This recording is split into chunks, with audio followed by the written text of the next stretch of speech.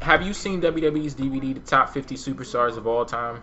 No, and I was gonna do a video. I didn't see the DVD, but I wanted to know who was the top 5. So I'm glad you brought that up. I don't know if you know it by heart. Who was the top 5 on that top 50? I know it was Shawn Michaels was number 1. Okay. Undertaker was number 2. Stone Cold was number 3. I believe Bret Hart was number 4, and The Rock was number 5. Oh, Triple H wasn't in the top 5. He was number 12. You agree with that? No.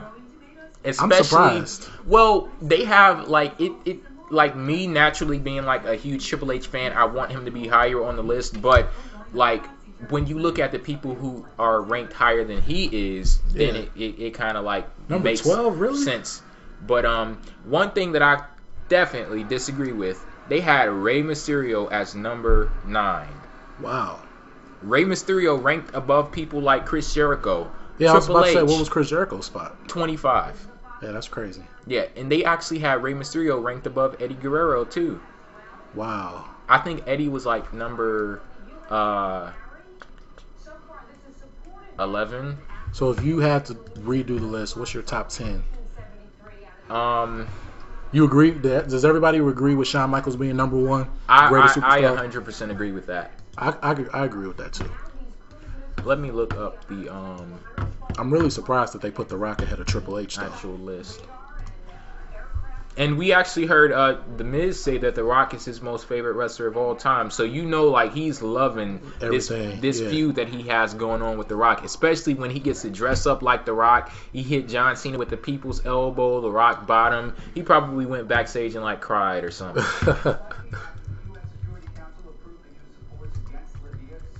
What do you guys think about Michael Cole and the Glass? Rock has made more money for the company than Triple H. It's debatable. But how do you really judge what's the greatest of all time though? Like, is the greatest of all time judged by, you know, who made the most money? Because if that's the case, then I believe that hell, Stone Cold or Hulk Hogan should have been number 1. Right. Like, and you see they actually have Hulk Hogan at 23. Like, as much as I disagree with some of the things that Hulk Hogan has been doing, you know, these days, that is an injustice to have Hulk Hogan at number 23. And if we're talking about who benefited the company in the long run, who was bigger than Hulk Hogan? It's like you if you're talking about who really pushed the company into that, you know, real mainstream level, Hulk Hogan did things that nobody had done before him.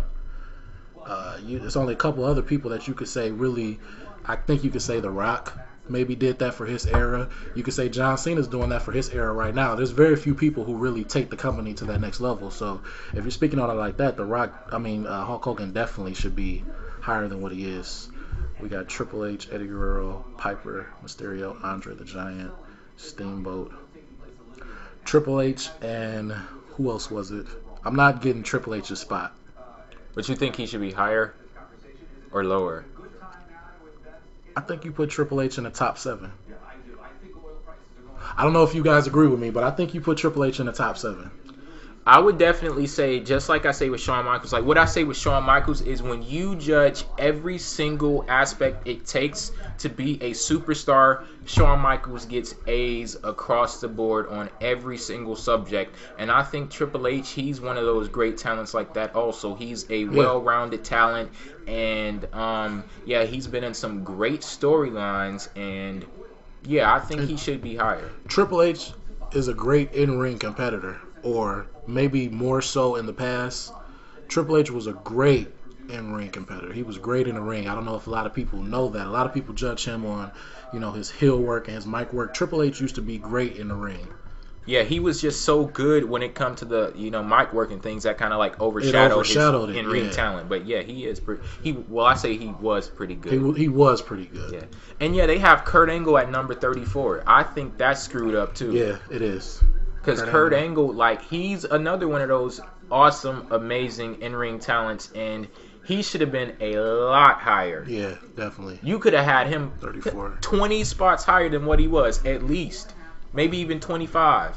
How much did politics play into this? Well, something that I actually did not know, they said that the current WWE stars, they're the ones who came up with this list. Really? Yeah, so all of the current stars, they're the ones that voted on the list, and that's how they came up with it. Somebody had a good question. They said, where would Benoit go? How do you feel about Benoit? I feel like... even though he doesn't exist anymore. We're technically not talking yeah, about a he real who person. must not be named. Yeah. I feel that he's probably in hell, Yeah. getting poked with hot rods, and that's exactly what he deserves. I agree with that. Do you agree with not acknowledging that he ever existed? Erasing every single thing, not showing anything. If you had a great feud with Benoit, it's gone. Anything that he did was like, it's disappeared. Do you agree with that part of it? Well, Vince McMahon, I don't know if Vince McMahon is actually adopting this policy or if he's just saying it to save face. But one thing that Vince said is that they will never, ever let Chris Benoit be the focus of something that WWE does. So basically, what they're saying is that if we have to mention Benoit as it relates to somebody else, like if we wanted to tell a story about Randy Orton, of course we would have to mention Benoit, but it's not going to be about Benoit. It's going to be about Randy Orton and how Benoit plays into what, Randy Orton accomplished. And if that's the policy that Vince McMahon, takes, then I would agree with that. But to say that every single thing that anybody else has accomplished, with Benoit, that's erased, that's unfair to all of those people. And I don't know how many people has read the Chris Jericho book, but I haven't gotten, he has a chapter about Benoit, so I haven't gotten to that. But it's throughout the book. If he ever talks about Chris Benoit, he says something like, he puts it in parentheses and said, but technically that doesn't exist. It's buried. So when he's talking about like his ladder match that he had with Chris Benoit, he's like, too bad you'll never be able to find it or never hear of it again. So, of course, it was horrible what he did. It's a touchy subject. I don't really know if I agree with the way they completely buried his entire career, but when you think about what he did, it can go either way. What do you say about the people who think that Benoit should go into the Hall of Fame? I don't think it will ever happen. Do I think based on his career, of course he deserves to go into the Hall of Fame. Based on do you think he had a Hall of Fame career? Yeah. I think he had a Hall of Fame career, but does that warrant him going into there? No. If I was in charge, would I make the decision for him to go in there? No. Do I think it's going to happen? No. Yeah, I know it's not going to happen. Chris Benoit will never go into the Hall of Fame. Like I said, he'll never be talked about. You'll never hear anything about him.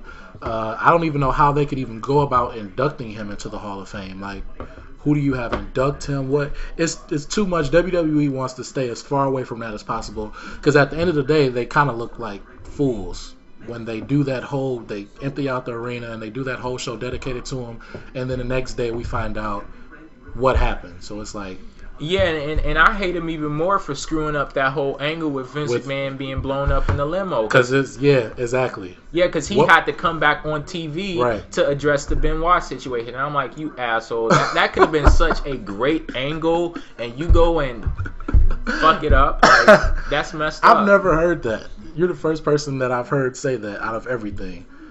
That's that's crazy. But yeah, that was something that was weird. But didn't he leave again? He came back for that one night. Vince came back and did the show, and then he was gone. They didn't talk about what happened though. Yeah, it was like, I forgot what they did. It was like he came back to life, but they really didn't talk about what happened. I don't know. They Vince just McMahon dropped the storyline. It's Vince McMahon. Somebody said something about Eddie Guerrero. Is Eddie on the list? I don't know if I saw him. Number 11, right? Okay, well yeah, right, Eddie's number 11 on the list. I definitely think he should be higher than that. Higher than number 11?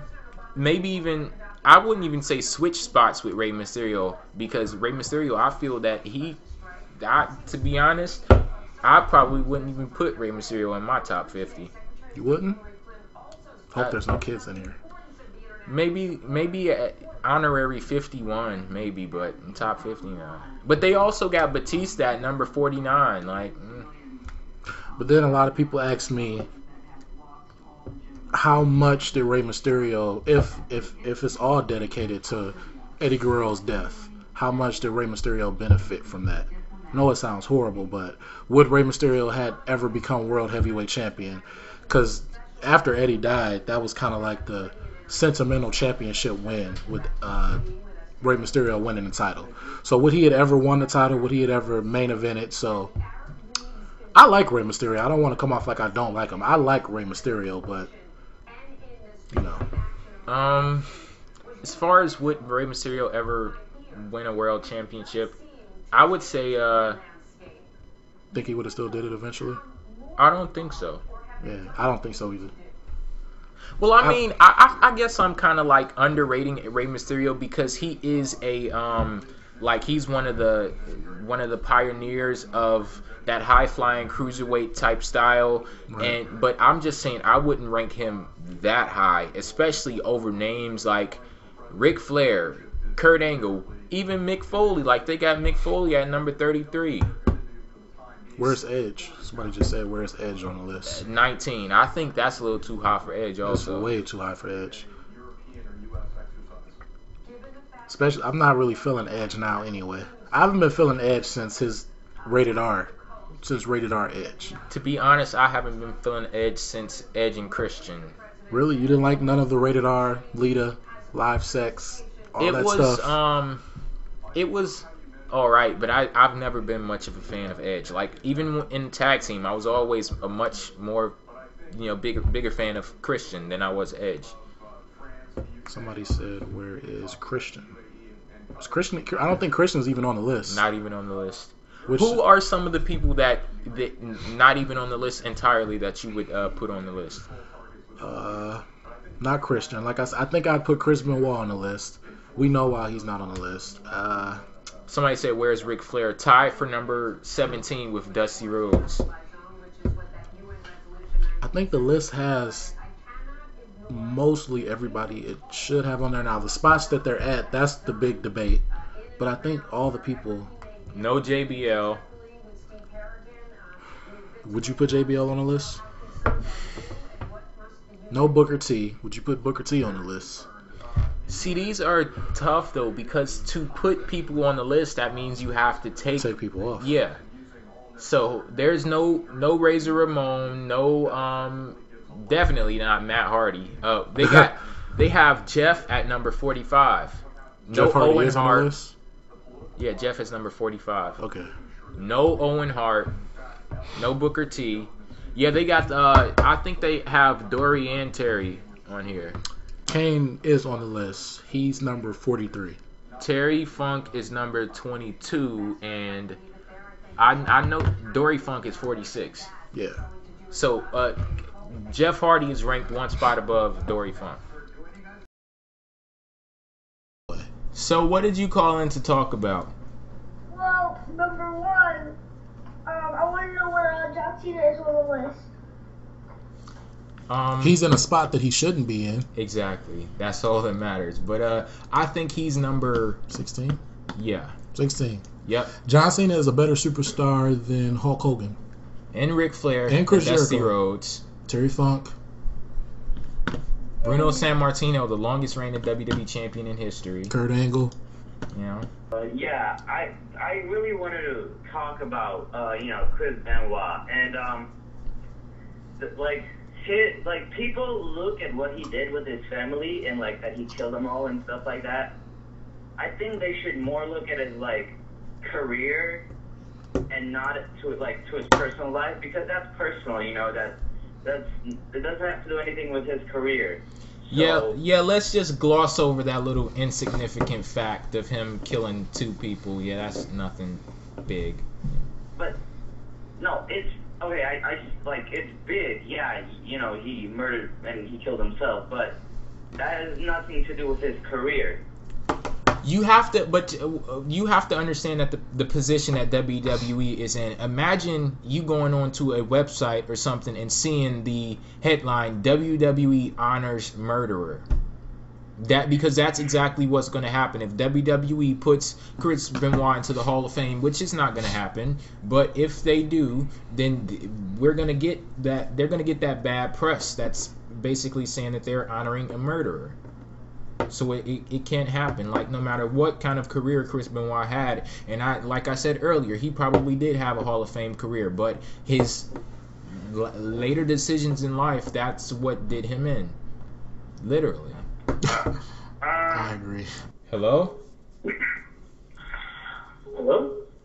What's up? Hey, calling for the show. What are you doing? I just want to ask you guys, I know you talked about it earlier about not knowing what goes into deserving a championship match or headlining WrestleMania, but I just gotta really question WWE's interest in Alberto Del Rio. Can I ask you a question? Sure. What's going on over there? What? What are you doing? From this end, we hear like a lot of heavy. We hear a lot of heavy. It sounds very sexual, suggestive. Yeah. Sorry, what you're doing? What?